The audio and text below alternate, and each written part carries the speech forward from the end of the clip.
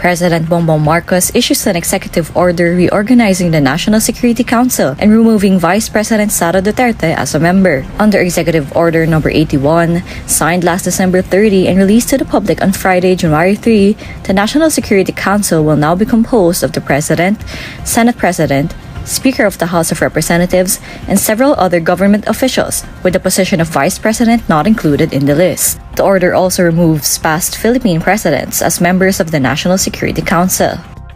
Meanwhile, the National Security Council Executive Committee will be composed of the President, Executive Secretary, Senate President, and House Speaker, among other government officials. According to Executive Order 81, all orders, rules, and regulations and other issuances or parts that are inconsistent with the provisions of the new order are repealed or modified accordingly. Asked by reporters why the National Security Council was restructured, Executive Secretary Lucas Bersamin says it was to reorganize and streamline the membership of the council. He adds that the Vice President is currently not considered relevant to the responsibilities of membership in the council. Nevertheless, he notes that the executive order authorizes the President to designate other government officials and private citizens as members when the need arises. On November 25 last year, Duterte released a statement questioning why the National Security Council allegedly did not invite her to a meeting held the previous day. The Vice President also demanded a copy of the notice of the meeting, along with proof of service, a list of attendees, photos of the meeting, and the notarized minutes of the meeting. Joining us now is House Secretary General Reginald Velasco. Good morning to you, sir. Good morning, Karen, and all the listeners of Head Start. All right. So you are expecting a fourth impeachment complaint against Vice President Sara Duterte, and sources say that the fourth impeachment complaint is going to come from House majority members. Is this correct? Those are the House members who requested that I'll give them some more time to either endorse one of the three complaints filed earlier or endorse another complaint, and that will constitute the fourth impeachment complaint. What is different about the fourth impeachment complaint compared to the three? Well, that we don't know, but all the three complaints refer mostly to the use of confidential fund by the Office of the Vice President. And the fourth, because the report says that with the fourth impeachment complaint, it seems that they are hoping to get the signatures required, so it's brought directly to the Senate. Yes. That's it's not just the fourth complaint, but the sponsors of the three complaints are also garnering signatures. Endorsements from the House members, primarily to avoid the long process.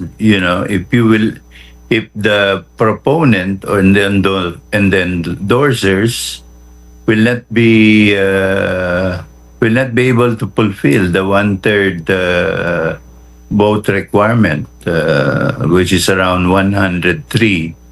House members, because by not doing so, this will mean it will have to go through the regular process, which will take a lot of time, because once it's referred to finally to the Committee on Justice, they would be needing, the committee will have 60 session days to decide what to do with the impeachment complaint that will be referred to the Committee on Justice.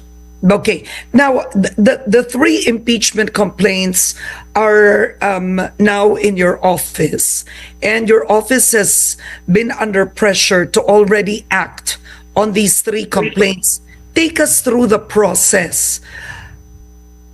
Upon receiving the three complaints, should you have already referred it to the office of the Speaker? What made you not to? Well, it's really the request of the House members, you know. There will be complications if I will refer, for instance, the 3 impeachment complaints, because this is one of the rare times when there are more than one complaint. So, if I will transmit, no, the 3 complaints filed so far, then that will be the only complaints that will be studied by the Office of the Speaker for referral to the Committee on Rules, plenary, and then from the plenary to the Committee on Justice. So the House members are interested that whatever complaints they will file or they will endorse will be referred to the Speaker at the same time, you know, one package, instead of just referring the first, the second, and the third, and then the fourth will not be referred or transmitted to the office of the Speaker.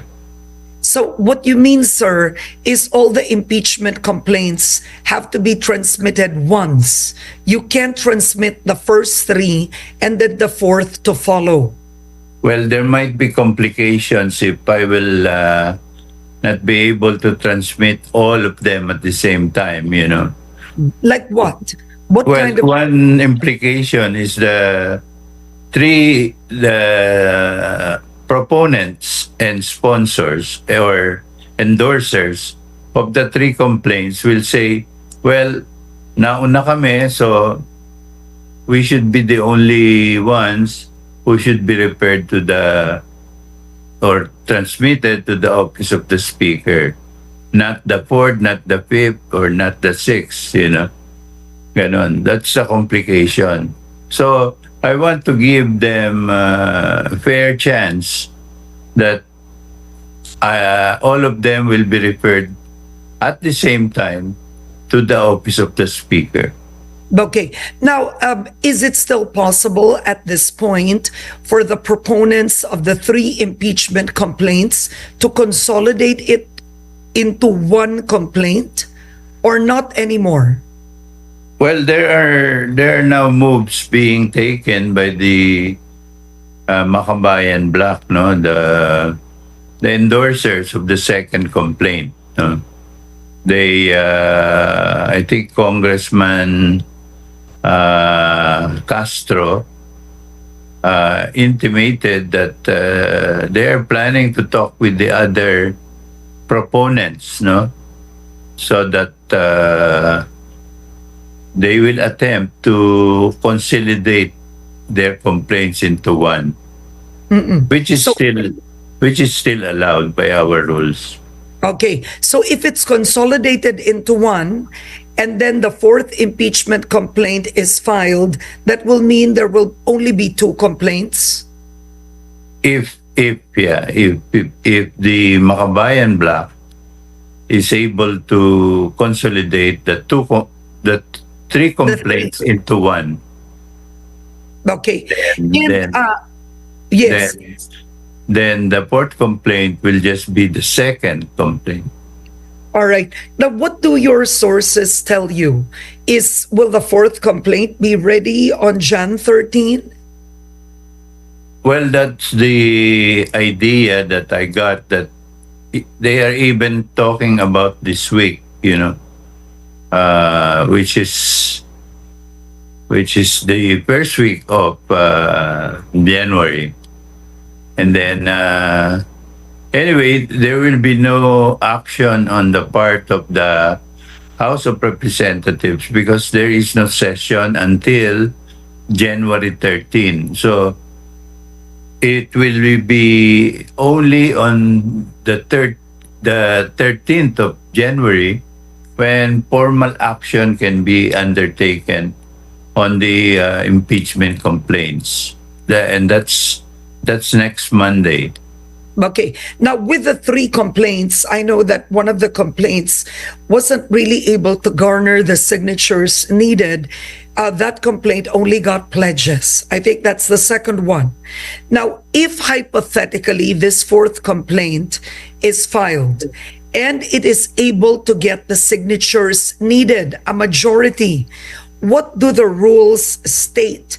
Do you still need the 10 session days and you need to forward it to the Committee on Rules?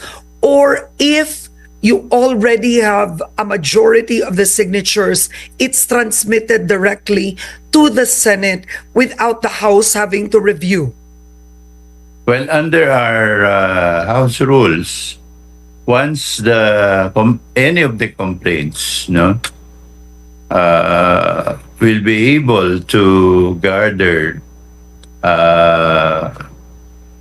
one-third of the House members, which means 103, 103 House members.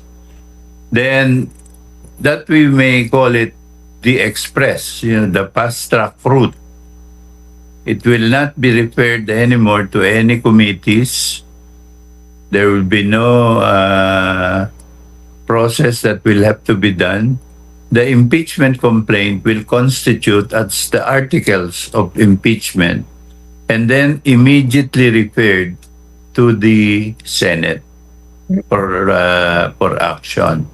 And all that's needed is 103 signatures. 103. And actually, it's 102 point something, but we rounded up, so 103 House members endorsing physically, which as Secretary General, it is my duty to verify that all the signatures are genuine and they are really coming from each of the House member.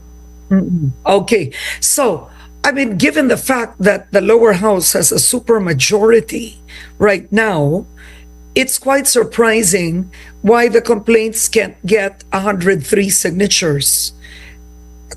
Based on your experience, what makes it difficult this time?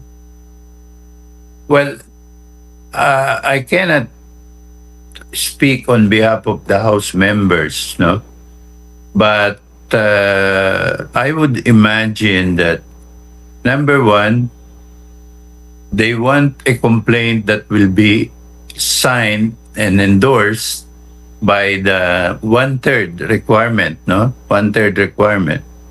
And that's what they want to see.